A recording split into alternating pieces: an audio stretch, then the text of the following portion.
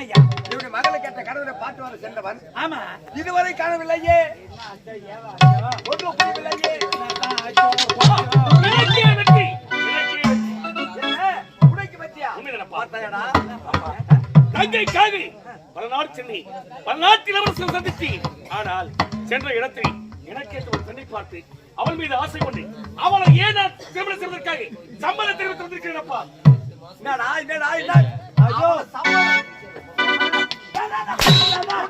பெண்ணை பார்த்து திருமணம் செய்து சமைத்து வரலாமாடா? அடிக்காத இரு. என்ன சோத்து காய்ச்ச மாதிரியாத்தா? ஊத்து காட்டு எல்லையமண்டா. அவரு வாத்தியார் சொன்னார் சூத்து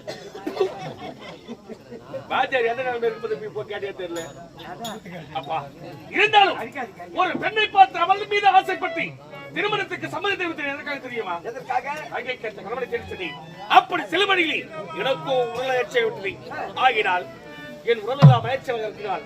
தண்ணீர் தாகத்தோடு அமர்ந்து அந்த சமயத்தில் என் உயிர் கோபத்திற்காகி ஒரு பெண்ணாகப்பட்டது ஓடி வந்து எனக்காக தண்ணீர் கொடுத்து என் உயிரையே காப்பாற்றினாள்.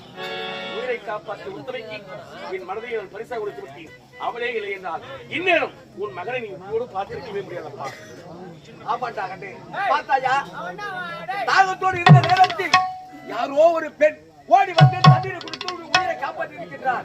அவளே தண்ணீர் கொடுத்து காப்பாற்றவில்லை என்றால் உன்னை நான் மறந்து விட்டிருப்பேனே. இணைந்து விட்டிருப்பீர்கள். உண்மைதான். பார்த்திருக்கவே முடியாது. அப்படி உத்தமியை அந்த நல்ல ஒரு பெண்ணை பார்த்து வேணாம்ப்பா. அவளை மட்டும் நான் நாட்டிற்கு அழைத்து வரவில்லை. அவளோடு உடன் பிறந்த அண்ணன் ஆலகாலன் சொல்லக்கூடிய முறையை அழைத்து வந்திருக்கிறேன். எனது மைத்துனன் அவன் அழைத்து வருகிறேன்.